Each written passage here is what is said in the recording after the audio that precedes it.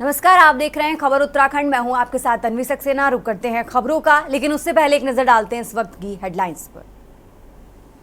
उत्तराखंड में 7 दिन का राजकीय शोक घोषित। पूर्व पीएम मनमोहन सिंह के निधन पर 1 जनवरी तक राजकीय शोक का ऐलान। आधा झुका रहेगा राष्ट्रीय ध्वज। ख्याति लब्ध ज्योतिषों का 7वां महाकुंभ आज से देहरादून में एलजी करेंगे शुभारंभ। उत्तराखंड निकाय चुनाव को लेकर बीजेपी उम्मीदवारों की दूसरी लिस्ट आने की उम्मीद। पहली लिस्ट 27 दिसंबर को कर चुकी है जारी। देहरादून में नेता प्रतिपक्ष यशपाल आर्य के आवास पर बैठक। निकाय चुनाव के प्रत्याशियों पर मंथन। जल्द ही जारी हो सकती है नामों की सूची। डोईवाला में निकाय चुनाव में पहले दिन हुई नामांकन पत्रों की बिक्री। अध्यक्ष पद के 6 लोगों ने खरीदे नामांकन पत्र। उत्तराखंड में मौसम विभाग की भारी बारिश और बर्फबारी की चेतावनी। गतिमान शीतकालीन 4 धाम यात्रा का संचालन पर सवाल। विपक्ष ने यात्रा पर उठाए सवाल। आप देख रहे हैं के न्यूज, खबरों का सारथी।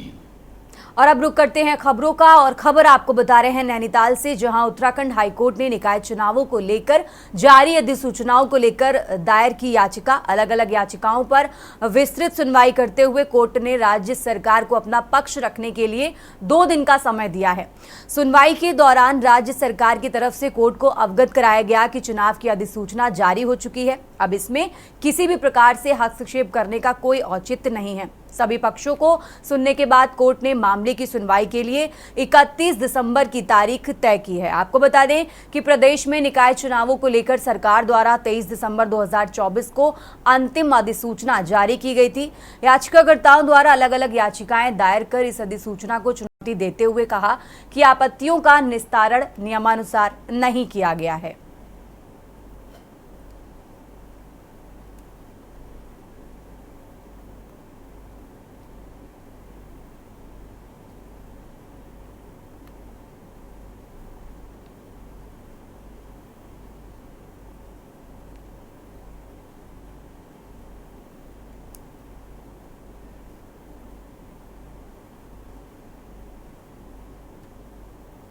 और चलिए उत्तराखंड की खबरों में आगे बढ़ते हैं, और अब खबर आपको बता रहे हैं रुड़की से, जहां नगला इमरती ग्राम में सूबे के मुख्यमंत्री पुष्कर सिंह धामी, पूर्व विधायक प्रवर सिंह चैंपियन द्वारा आयोजित जन मिलन समारोह कार्यक्रम पहुंचे। जहां संबोधन से पहले देश के पूर्व प्रधानमंत्री मनमोहन सिंह के निधन पर 2 मिनट का मौन रखकर शोक व्यक्त किया गया। और इस कार्यक्रम में आपको बता दें, पूर्व विधायक कुंवर प्रवर सिंह चैंपियन ने सीएम धामी का पगड़ी पहनाकर व फूल मालाओं से स्वागत किया। मुख्यमंत्री पुष्कर सिंह धामी ने कहा कि भाजपा सरकार में विकास काम हो रहे हैं। देश प्रधानमंत्री नरेंद्र मोदी के नेतृत्व में आगे बढ़ रहा है। उन्होंने कहा कि लखपति दीदी योजना का उत्तराखंड में महिला लाभ ले रही हैं, जिसमें 1 लाख महिला लखपति बन चुकी हैं। आने वाले समय में 1.25 लाख महिलाओं को लखपति बनाने की योजना है।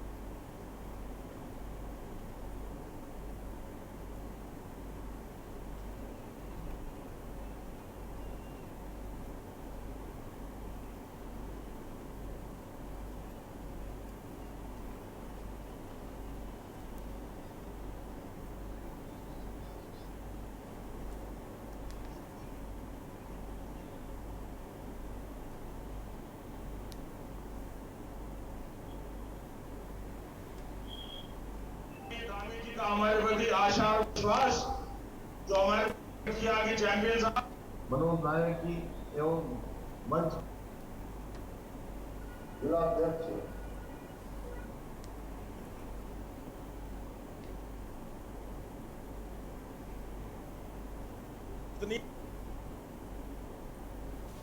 परीक्षा अपने भक्त की लेते हैं, और मैं तो चैंपियनों का चैंपियन हूं। मेरी तो परीक्षा भी चैंपियनों वाली है।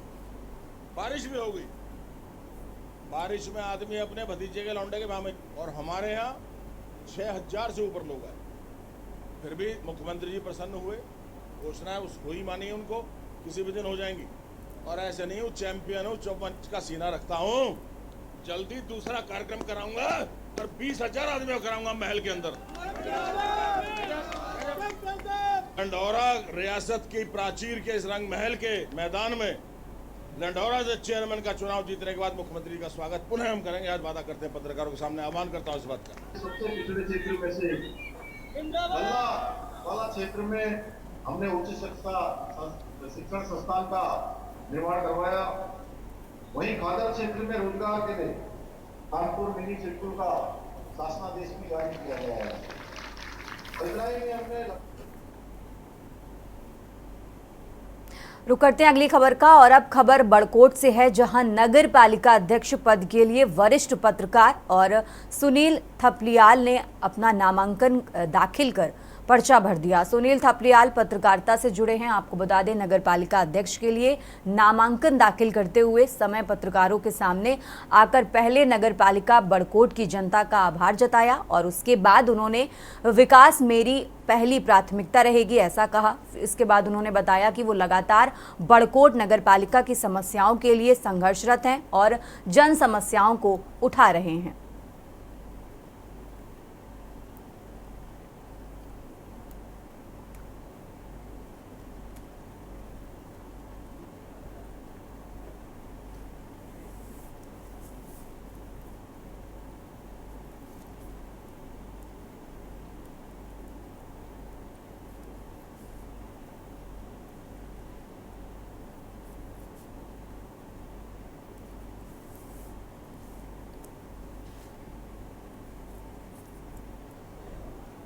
नॉमिनेशन करा लिया है। अपने समर्थकों के साथ मैं यहाँ तहसील में जहाँ पर निर्वाचन का कार्य चल रहा है वहाँ पहुँचा हूँ और कुल मिलाकर के जो देवतुल्य जनता है नगर पालिका बड़कोट की, तो 2013 से 2009 से मैं लगातार जनता के बीच में और जन सरोकार के जो मुद्दे हैं, छोटे मुद्दे हैं चाहे बड़े मुद्दे हैं, उनमें सड़क से लेकर के माननीय न्यायालय हाईकोर्ट तक ये मामले हमने पहुँचाया और उसमें हम सफल भी रहे हैं। और इस टाइम क्योंकि जो नगर पालिका की जनता है उन्हीं का मैं प्रत्याशी हूँ, किसी पार्टी से न लड़ करके मैंने निर्दलीय लड़ने का मन बनाया और कहीं ना कहीं जो देवतुल्य जनता है वो पूरी तरह से समर्थन में है। आज भी चाहे छोटी मांग हो चाहे बड़ी समस्या हो शहर की, उसकी लड़ाई में लगातार लड़ रहा हूं। और खबरों में आगे बढ़ते हैं। उत्तराखंड में आगामी निकाय चुनाव के लिए समाजवादी पार्टी ने प्रत्याशियों के चयन पर मंथन शुरू कर दिया है। पार्टी मुख्यालय देहरादून में हुई बैठक में कई पदाधिकारी और वरिष्ठ नेता शामिल हुए। प्रदेश महासचिव अतुल शर्मा ने बताया कि प्रत्याशियों के चयन के लिए एक 7 सदस्यीय कमेटी का गठन किया गया है। उन्होंने ये भी कहा कि जल्द ही प्रत्याशियों की लिस्ट जारी की जाएगी।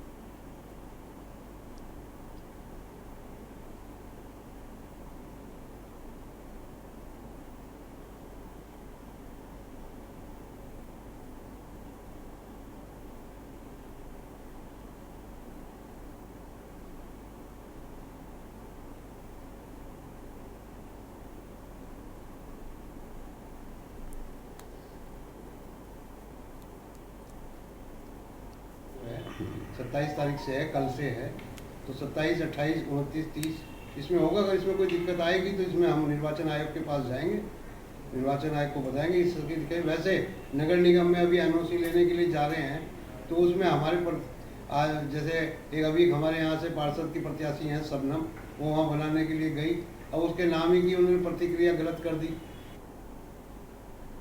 और अब बात कर रहे हैं उधम सिंह नगर की, जहां नगर निकाय चुनाव को लेकर खटीमा तहसील में पुलिस प्रशासन की कड़ी सुरक्षा के बीच नामांकन प्रक्रिया हुई। नगर पालिका चुनाव में भागीदारी करने वाले सभासद व निर्दलीय प्रत्याशियों ने नामांकन पर्चे भरे। चुनाव रिटर्निंग अधिकारी व एसडीएम रविंद्र बिष्ट ने बताया कि नगर पालिका 2024 चुनाव नामांकन प्रक्रिया को शुरू कर दिया गया है। सुरक्षा के पूरे इंतजाम हैं और 30 दिसंबर तक नामांकन प्रक्रिया रहेगी।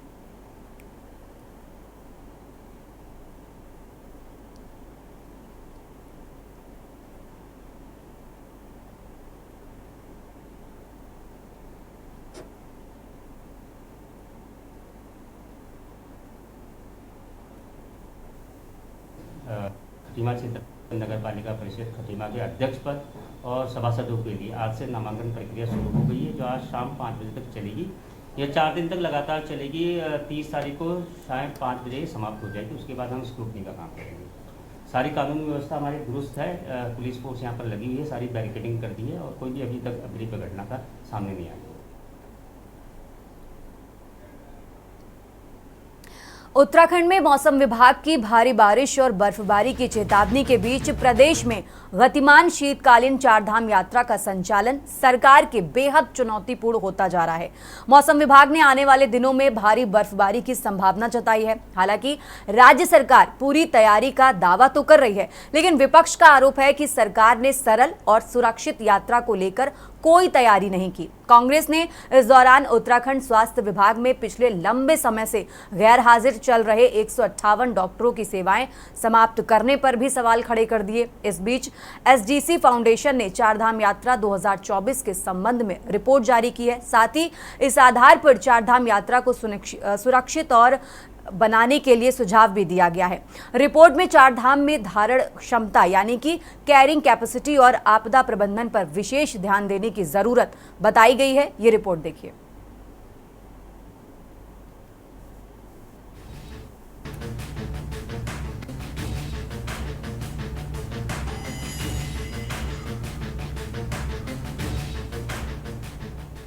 उत्तराखंड की प्रसिद्ध चारधाम यात्रा 2024 के समापन के बाद अब आगामी 2025 की चारधाम यात्रा से पहले सरकार से यात्रा को सुरक्षित और सस्टेनेबल बनाने के सुझाव भी दिए जा रहे हैं। इसी कड़ी में एसडीसी फाउंडेशन ने चारधाम यात्रा 2024 के संबंध में रिपोर्ट जारी करते हुए सरकार को कई महत्वपूर्ण सुझाव दिए हैं। एसडीसी फाउंडेशन के संस्थापक अनूप नौटियाल के अनुसार इस रिपोर्ट में 192 दिन की चारधाम यात्राओं का लेखा जोखा है। इसके जरिए उन्होंने सरकार को सुरक्षित और सस्टेनेबल यात्रा प्रबंधन के लिए 10 सुझाव भी दिए हैं। इसके तहत धारण क्षमता, आपदा प्रबंधन, सरल तरीके से पंजीकरण, यात्रा रूट और चारधाम में बेहतर सुविधाएं, सरकारी राजस्व बढ़ोतरी के उपाय, शीतकालीन यात्रा को प्रोत्साहन और स्थानीय लोगों के हितों की अनदेखी नहीं करने का सुझाव दिया गया है। वहीं विपक्ष का आरोप है कि सरकार का ध्यान यात्रा में भीड़ बढ़ाने पर है, व्यवस्थाओं पर नहीं है। आज हमने ये उत्तराखंड चारधाम यात्रा 2024 की report pathways to pilgrimage, data insights, challenges and opportunities launch करी है। ये पूरा एक तथ्यात्मक रिपोर्ट है जो चारधाम यात्रा 2024 जो 192 दिन चली थी, 28 हफ्ते की यात्रा, तो उस 192 दिन का विवरण, उन 28 हफ्तों का विवरण 14 ग्राफ के साथ में इस रिपोर्ट में है। उसके अलावा जो कई सारे जो नए तथ्य जो संभवतः हमारी आने वाले वर्षों की चारधाम यात्रा की प्लानिंग में मदद कर सकें, उसके सम का डेटा एनालिसिस इस रिपोर्ट में है। इसके अलावा इसमें 10 प्रमुख रिकमेंडेशन, उदाहरण के तौर पर एक जो बड़ी मांग आज हमने इस रिपोर्ट के लॉन्च के माध्यम से भी करी है, वो यही करी है कि उत्तराखंड सरकार जो है चारधाम यात्रा के नंबरों को लेकर के जो जश्न मनाने की उनकी आदत है उसे बंद करे। सरकार का पूरा फोकस एक सेफ और सस्टेनेबल यात्रा पर होना चाहिए। फीडबैक है और जगह जगह से लोग आ रहे हैं, बड़ी संख्या में लोगों के फ़ोन कॉल्स आ रहे हैं। अभी हम अन्य लोगों को भी हम यहाँ आमंत्रित कर रहे हैं। हमारे कुछ धर्म जगत से जुड़े हुए लोग हैं, हमारे अन्य जगत से जुड़े हुए हैं, विशिष्ट महानुभाव हैं, उन सभी को आमंत्रित कर रहे हैं और उसके लिए हम लगातार तैयारियां कर रहे हैं और अपना जो प्रचार प्रसार और लोगों को जानकारी भी दे रहे हैं कि आइए और हमारे यहाँ की धूप और शुद्ध हवा का आनंद लीजिए। उत्तराखंड को भीड़ से कुछ नहीं मिल रहा है। कांग्रेस की सरकार ने जो उस समय नियम बनाए थे कि 10 दिन में आप चारधाम की यात्रा करेंगे उत्तराखंड की, उसका लाभ यहाँ के दुकानदारों को, यहाँ के टैक्सी ड्राइवरों को, होटल वालों को, होम स्टे वालों को मिलता था, क्योंकि लोग 10 दिन रहते थे। आज वो यूपी से चल रहा है या कहीं बॉर्डर से आ रहा है, एक ही दिन में बद्रीनाथ पहुँच रहा है, रात को पूजा करा और रातों रात वो वापस चले जा रहा है। वो भीड़ है, लेकिन हमारे लिए ये धाम जो हैं केवल भक्ति और उसके नहीं है, हमारे लिए हमारे पेट का, हमारी रोजी रोटी का, हमारी संस्कृति का भी सवाल है और उत्तराखंड को भी कुछ मिलना चाहिए, ऐसा हमारा मानना है। लोग मरे, लोगों के लिए ऑक्सीजन की व्यवस्था नहीं हुई, लोगों के लिए डॉक्टर की व्यवस्था नहीं हुई, लोगों के लिए पानी की व्यवस्था नहीं, ये अलग था। लेकिन उसके साथ साथ यात्रा में संख्या दिखाने की कोशिश ज़्यादा हुई। आपको बता दें कि चारधाम यात्रा उत्तराखंड की लाइफलाइन है। प्रदेश की आर्थिकी में इस यात्रा का महत्वपूर्ण योगदान है। वही वजह है कि सरकार ने इस यात्रा को सकुशल संचालन के लिए सुझाव दिए जा रहे हैं। बता दें कि चारधाम यात्रा 2024 में 48 लाख श्रद्धालुओं ने दर्शन किए थे, जो कि पिछले वर्ष 2023 की चारधाम यात्रा से कम है। बता दें कि 2023 में 54,82,000 श्रद्धालुओं ने चारधाम के दर्शन किए थे। इस बीच मुख्यमंत्री धामी की ओर से राज्य में शुरू की गई शीतकालीन चारधाम यात्रा का संचालन सरकार के लिए बेहद चुनौतीपूर्ण होता जा रहा है। पहाड़ों में जारी भारी बर्फबारी के बीच श्रद्धालुओं को दर्शन कराना सरकार के लिए चुनौती है। वहीं विपक्ष का आरोप है कि सरकार ने यात्रा को लेकर कोई तैयारी नहीं की है। कांग्रेस ने इस दौरान उत्तराखंड स्वास्थ्य विभाग में पिछले लंबे समय के गैर हाजिर चल रहे 198 डॉक्टरों की सेवाएं समाप्त करने का भी सवाल खड़े किए। देखिए, हमारी सरकार लगातार पूरे प्रदेश में स्वास्थ्य व्यवस्थाओं को सुदृढ़ कर रही है और आप देख रहे होंगे कि 2900 से ज़्यादा डॉक्टरों की हम नियुक्ति कर चुके हैं। कतिपय डॉक्टर जो है बॉन्ड व्यवस्था का उल्लंघन कर रहे थे। कतिपय डॉक्टर क्या है कि नियुक्ति के बाद जो है 2-2, 4-4 महीने से जो है वहाँ गायब थे। तो जितने भी लोग गायब थे और जो लोग बॉन्ड का उल्लंघन कर रहे थे, लगभग 158 डॉक्टरों को हमारी सरकार ने बर्खास्त किया है और इससे अब नई नियुक्तियाँ जारी हो जाएंगी आचार संहिता के बाद। और मुझे लगता है कि हमारे प्रदेश की स्वास्थ्य व्यवस्थाएं और अच्छी हो जाएगी।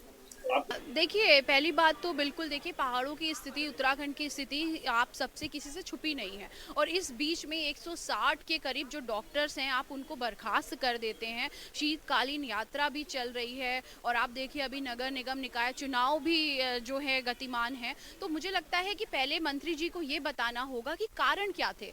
देखिए, क्या एक बार अनुपस्थिति हुई या कंटिन्यूएशन में अनुपस्थिति हुई? अगर आपके भौचक निरीक्षण पे कोई अनुपस्थित पाया गया तो मुझे लगता है शो कॉज नोटिस देना, क्योंकि आपके समक्ष स्थिति है आपके प्रदेश की, तो किसी को सिर्फ ऐसे ही मुझे लगता है सस्पेंड कर देना एक सोल्यूशन नहीं है। उनकी तैनाती कब करेंगे मंत्री जी को ये बताना पड़ेगा, नहीं तो फिर शीतकालीन यात्रा में अगर किसी तरीके की कोई विकट परिस्थिति बनती है तो इसकी जिम्मेदारी मुझे लगता है मंत्री जी को लेनी पड़ेगी। तो सरकार की ये काम है, उसका अधिकार क्षेत्र है कि अगर वो 2500 डॉक्टरों की नियुक्ति कर सकती है तो ऐसे 250 डॉक्टर जो लंबे समय से काम पे नहीं है, कहीं दूसरी जगह उन्होंने इस्तीफा देना तक उचित नहीं समझा, तो उनकी सेवाएं तो बहुत पहले समाप्त कर दी जानी चाहिए। और सरकार को, बल्कि सिर्फ स्वास्थ्य विभाग ही नहीं, शिक्षा से लेकर अन्य तमाम विभागों में जो सरकार की पॉलिसी थी कंपलसरी रिटायरमेंट CRS, ये सारे अधिकारियों पे लागू करना चाहिए जो या तो ऑफिस नहीं आते हैं या लंबे समय से ऑफिस नहीं आ रहे हैं या टाइम पे काम नहीं कर रहे हैं या लापरवाही कर रहे हैं। इन सबको कंपलसरी रिटायरमेंट दे